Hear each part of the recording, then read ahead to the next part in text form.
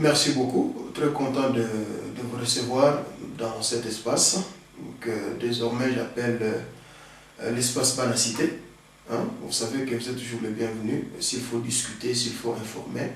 Et c'est d'ailleurs par rapport aux objectifs que nous nous sommes fixés pour cette année, c'était l'information, la formation, la sensibilisation. Donc voilà, on sait que l'actualité est vaste. Mais bon, on va tenter de répondre comme on peut. Voilà un peu la situation. Oui, quant à l'actualité, plutôt moi j'aimerais parler plus du peuple en général que de parler de certains mouvements politiques ou de certains conflits, de certains problèmes qui n'engagent que voilà, un groupe de gens, un secteur. Je ne dis pas non, mais bon, toutefois, on va en parler à la fin. Je crois que pour moi, la priorité pour l'instant, c'est bien sûr l'information sur les nouveaux passeports biométriques que la RDC a décidé d'utiliser actuellement. Je crois que c'est très important. Vous savez, je ne suis pas contre ces documents. D'ailleurs, j'encourage, j'apprécie parce qu'à un certain moment donné, vous savez qu'on parle de l'identité d'un peuple, ce n'est pas seulement les papiers brigués, mais c'est aussi la valeur du papier brigué. Bien sûr, il y a la culture, il y a tout ce qui suit, les mœurs, ça fait partie de l'identité. À ce qui concerne les passeports, donc c'est les papiers brigués, moi, je crois que ça fait quand même un bon moment où les Congolais, nous avons été, il faut accepter, humiliés. Hein? Vous arrivez à un endroit, vous présentez votre pièce d'identité, ça doit passer par des machines, tourner, tournoyer, est-ce bon, est-ce le vrai, est-ce... Mais à un certain moment donné, si on peut arriver à avoir des documents fiables qui vous donnent une certaine considération, une certaine valeur devant la communauté internationale, moi je crois que c'est une bonne chose. Bon, maintenant, quant à nous, au niveau intérieur ou au niveau interne, les enjeux, c'est de savoir comment, quelles sont les conditions d'octroi de ces passeports. Les prix par rapport à la réalité aussi. Il y a tout cela qui entre en jeu sur le plan interne, parce qu'il ne faut pas non plus que ça puisse être un document spécial, réservé aux nobles, réservé aux riches. C'est une pièce d'identité. Eh bien, je crois, à ma petite compréhension, que l'accès doit être à tout le monde. C'est tout le monde qui doit en avoir possession, riche ou pauvre, mais tout citoyen congolais doit se munir de son passeport. Alors, quand on arrive à ce point, je crois qu'il est important, nécessaire, judicieux, qu'au niveau du ministère des Affaires étrangères, qui en sont les responsables, puissent examiner, hein, étudier par quels moyens, comment faire pour permettre à tous les citoyens congolais, je dis bien tous les citoyens congolais, dans un premier temps, s'acquérir de ces documents. Et puis, puisqu'il s'agit de la pièce d'identité, je crois que ce serait aussi temps de parler de la véritable identité, c'est-à-dire, si vous voulez, la citoyenneté même congolaise. Alors, oui, c'est une pièce d'identité destinée aux citoyens congolais, mais qui sont congolais? Alors, les vrais, d'origine, de naissance, tout ce que vous voulez, et qui sont congolais, disons, de seconde classe, comme on peut le dire. Ce n'est pas pour discriminer, mais c'est juste pour préciser les choses. C'est-à-dire que ceux qui ont choisi le Congo comme leur deuxième patrie, ou ceux qui ont acquis la nationalité congolaise moyennant une certaine formalité suivie, établie par l'État congolais. Donc, il faut qu'on puisse arriver à définir cela, parce que c'est un domaine, bien sûr, qui concerne le ministère des Affaires étrangères. Nous savons qu'à la tête, c'est un chevronné de la politique, ce n'est pas n'importe qui, Tango Mwamba. Nous le connaissons, nous savons qu'il a une certaine expérience.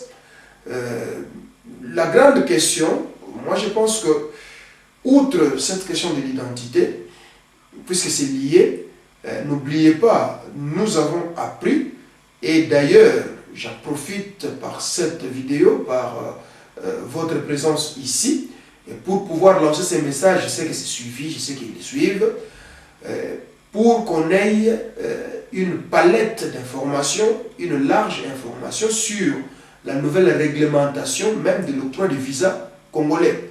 Parce que d'après les rumeurs, les bruits qui courent ça et là, que désormais la décision ou les décisions d'octroi de passeport ne revient plus aux représentations congolaises qui sont à l'extérieur, mais plutôt tout est centralisé depuis Kinshasa. Alors, là, il y a aussi un problème qui se pose, notamment les problèmes de la diaspora. Quelles sont les conditions pour avoir ces visas? Pourquoi? Bon, c'est bien bon de centraliser. Est-ce que les centrales ou le bureau central chargé de cette décision ou cette commission qui siège pour l'octroi des visas a-t-elle des éléments nécessaires par rapport à d'autres États pour l'octroi des visas? Ce sont des mesures sécuritaires qu'il faut bien sûr prendre. Et qu'en est-il de la diaspora congolaise, de ceux-là qui ont acquis une deuxième nationalité de là où ils vivent? Je crois que les choses doivent être aussi au clair. Quel est le statut au fait de la diaspora congolaise? Parce que n'oubliez pas, on a plusieurs fois crié, on a plusieurs fois dit, on a plusieurs fois réclamé, revendiqué que la diaspora congolaise aujourd'hui c'est une force incontournable.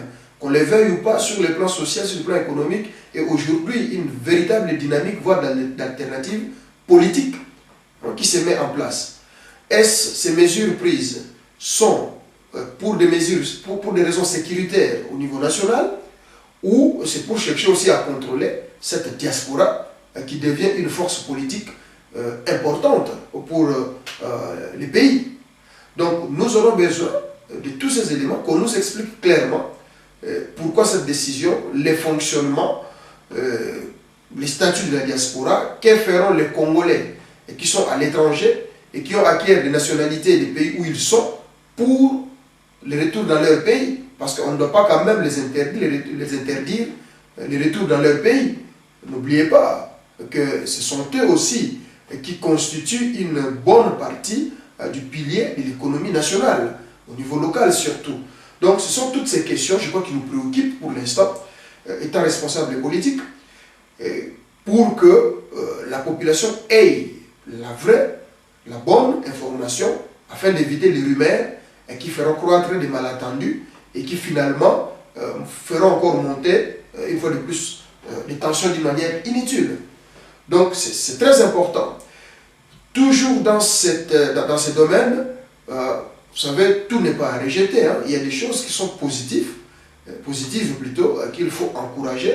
J'en profite aujourd'hui d'une manière officielle et pour pouvoir féliciter, en tout cas pour une fois dans l'histoire, notre direction générale de migration, notamment le département de police des étrangers, qui est actuellement dirigé par un certain, si j'ai bonne information, M. Omer Menza, qui était d'ailleurs au Beach, qui a fait un travail fantastique là-bas, mais aujourd'hui il est directeur du département de police des étrangers. Pour le travail qu'il a fait, parce que il faut le reconnaître que ce n'est pas facile de vivre aussi à l'extérieur, non seulement pour des Congolais, mais dans des pays où les Congolais sont établis au niveau extérieur, tout le monde voit comment est-ce que les étrangers sont traités, pas à mal, mais pour une certaine régularisation, réglementation, respect de la loi là où ils vivent, et que cela se passe aussi dans notre pays face à ceux-là qui ont choisi de vivre chez nous. Je crois qu'il est tout à fait normal qu'ils puissent se soumettre à notre réglementation, qu'ils puissent être en ordre avec leurs documents de séjour, tout et tout, afin aussi qu'il y ait un certain équilibre dans la considération finalement humaine. Donc, coup de chapeau, M. Omer Menza, nous te félicitons dans le travail que tu as entrepris, de mettre tout le monde en ordre. Pour nous, c'est un sentiment, si vous voulez, de réponse, d'équilibre et d'égalité des citoyens au travers le monde.